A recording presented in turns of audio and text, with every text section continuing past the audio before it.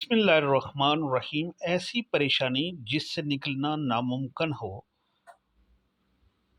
آیت کریمہ 313 مرتبہ اس نیت کے ساتھ صبح و شام پڑھیں کہ یا اللہ مجھے فلاں گناہ کی دلدل سے نکال دے اور میرے اندر کی جو خرابیاں ہیں ان کو دور کر دے، اور یہ ان حالات کے لیے بھی ہے کہ جن سے نکلنا انسانی عقل کے مطابق ناممکن ہو، جیسے حضرت یونس علیہ السلام کے حالات کہ مچھلی کے پیٹ میں سے نکلنا ناممکن بات ہے۔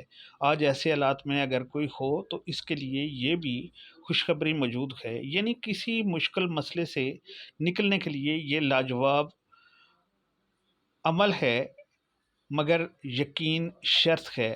آپ نے کرنا یہ ہے کہ پڑھنا لا الہ الا انت سبحانک انی کنت من الظالمین 313 مرتبہ آپ نے اس آیت کریمہ کو اول و آخر درود پاک کے ساتھ پڑھنا ہے۔